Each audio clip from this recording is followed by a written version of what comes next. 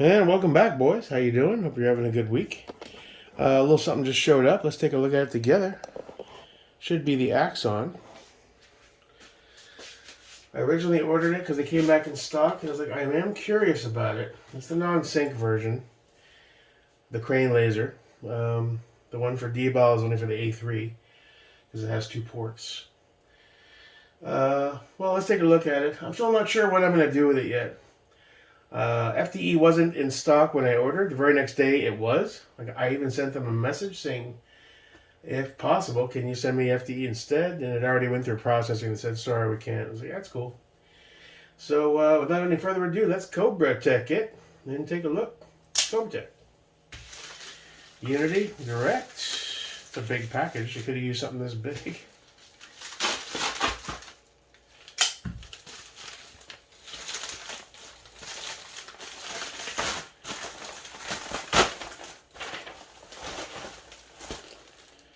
One Axon black, non-sync, standard crane Surefire. Unity Tactical. Oh, that's a cool sticker. And I believe that's it. Double check. Invoice. Yeah. Okay, so this is the new drip. As you know, it's weird to see lots of guys starting to resell these like immediately. So maybe it's not what they thought they were going to be. I don't know.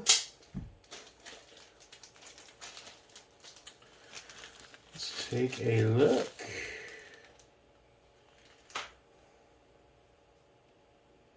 It's a nice firm press. More firm than even the Mod Light, I think. Or it's on par with the Mod Light. Ooh, that is nice and tactile. I see what guys are saying that they wish these leads emerged out of the side instead of the front. And we got our Surefire plug and our crane. And the usual side bits, side plates with a couple of screws and nuts. So the question is, what are we going to run it? I'm still not sure because I'm contemplating doing a secondary setup with the VLTOR or possibly the FCD Suns ODG or even the ADM. There. So these two. When I say secondary, I mean a secondary dedicated night rig. I'm contemplating the Holosun LS221 with a Surefire Vampire full size. On this guy, I think he'd be a good host. Solid gun. Have to put these optics on the 16 and go with something a bit different, I think.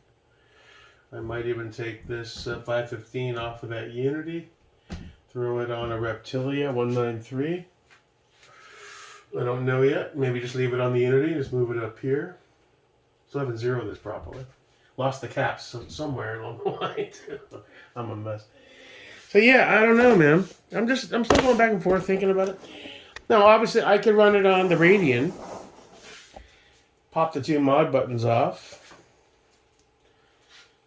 And just run this. But see, you know what? I noticed my first issue is those leads coming out the front. See, there's the cranes. We're going to have to find a way to do cable management. Wish these were shorter.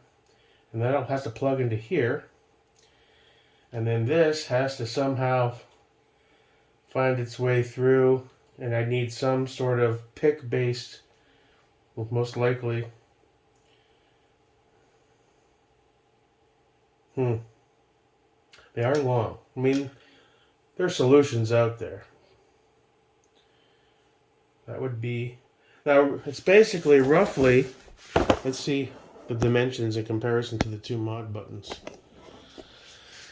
If we just get rid of these leads, it's essentially...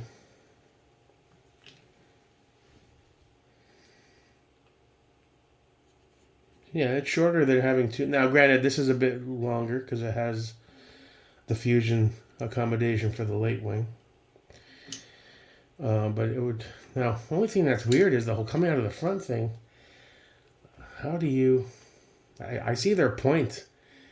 Why did they come out of the front with these when they should have come out either the back or the side? The side would have been the best. So I'm trying to figure out how would you go about controlling wire management in such a way. That's the crane.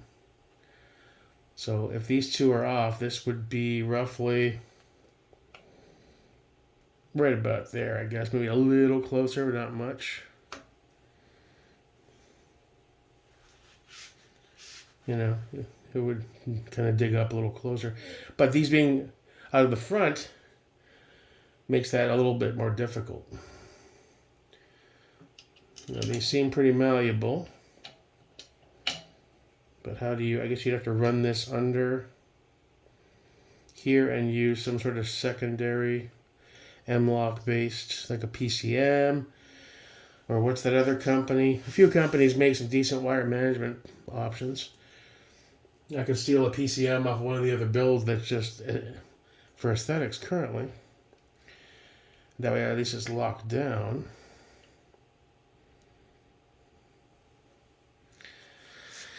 Alternatively, I guess if we want to just mess around with options or what are possibilities, if I want to get jiggy with it, let's put this over here. Let's check out Mr. Viator. Oh, man, the mag is blocking me. There we go. So technically, but that would require, well, if I do the secondary setup, it would be, this would come off. Probably put this back on the 16 that still doesn't have a light currently because this was on the 1650 Shades build. And then we'd run this. Holosun 221 is about yay big, so it would be roughly here. Have to move this back.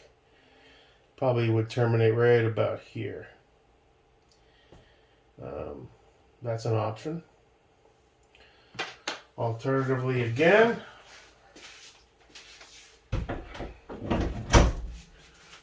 if we wanted to run it on the ODG628 Saw Carrillo STD Special, we could do the same thing. The exact dimensions of the 221 Holosun are about it looks to be about maybe halfway down this. So this would have to be back a little. But it would be doable because the Surefire would be roughly this long with a DS00.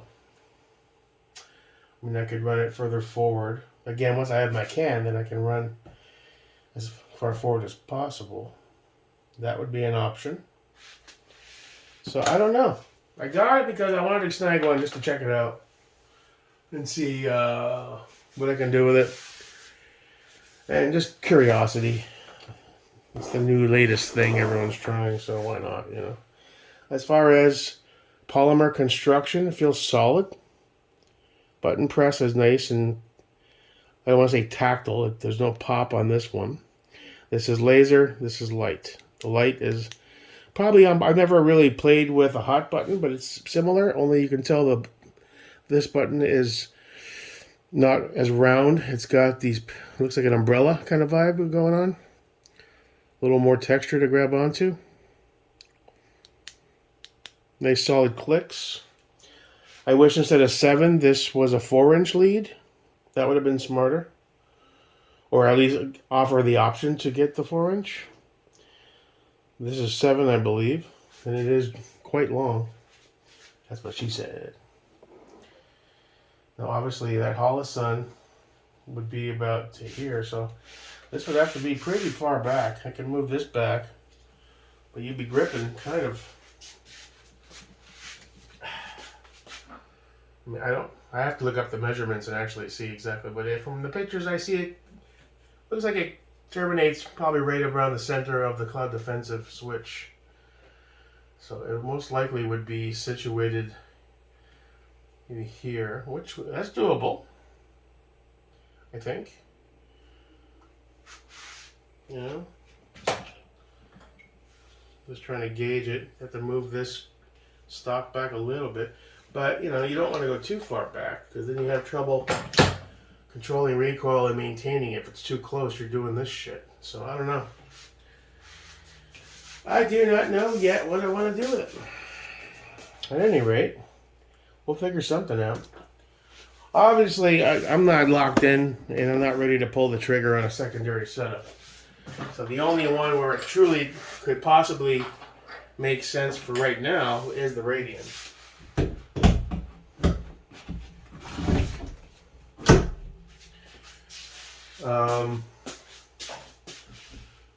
But I'm thinking long and hard because all the wire management on this is pretty solid. It's where everything works. And I'm looking at these leads. Wrap it around there. I don't have that ability. See how that's kind of wrapped around the wing there? So if I was going to run it on this guy, I'm not sure how I'd control the wire management. This would be pretty close. In fact, once these are gone, I'd have the ability to run it all the way up.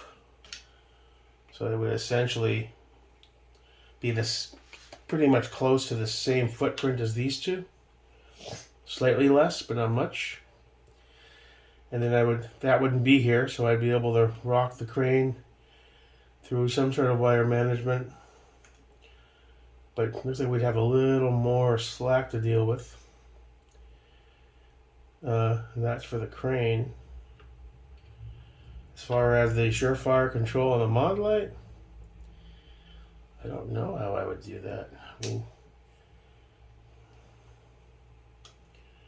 run it, then get some sort of M-lock. These would have to go, or something right here, like a PCM, and then in, but we'd still have quite a bit of slack, even if that was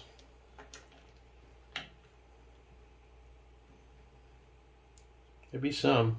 I mean, we could try the zip tie route again, obviously. But even so, I think we'd have a little more slack. These leads look longer than these leads here. That might be a 4-inch. I could be mistaken, but these might be 4s. So we've got a bit. Yeah. But I don't want to start cutting stuff off and removing it and then trying it until I'm absolutely sure what I'm doing. Because this is pretty much set up pretty well. Now, one thing I didn't like in the night shoots is that, I know I'm still getting used to it, but I had some confusion as to which one was the laser, which one was the light. As you use it more, you get used to the location, so that's not really a big deal. I just need to shoot more under nods. So yeah, I'm not sure right now. I grabbed it for the sake of grabbing it because I was curious. And it is a nice compact package. It's not the sync version, which in this case I wouldn't want the sync version.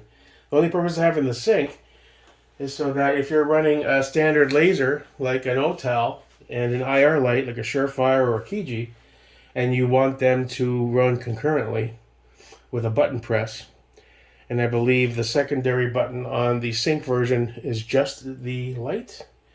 If you're running a Surefire vamp, you can always tilt the head back to white, and that would be, you know, you're not getting the most powerful lumens out of that, but it would be functional, and that would allow you to do that, I guess.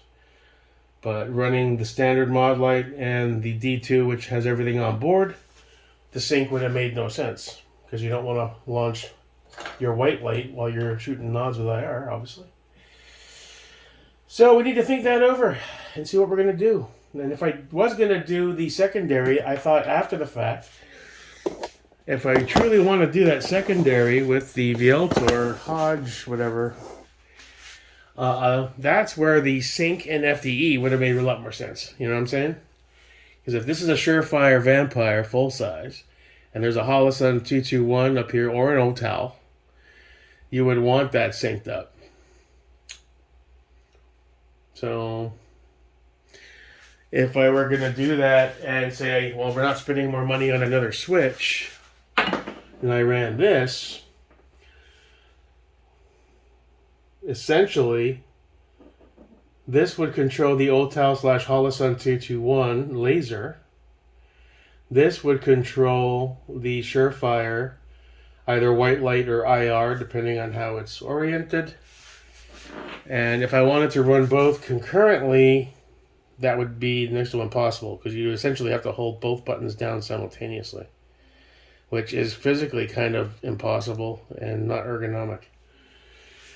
So that's the other oops moment. It's like, oh, maybe I should have. But the sync was never in stock for some reason. So there's that. Now, if I were going to run an all-in-one, like a 321, despite the IR not being that great at all on the Holosun 321, and then supplement it with a Surefire,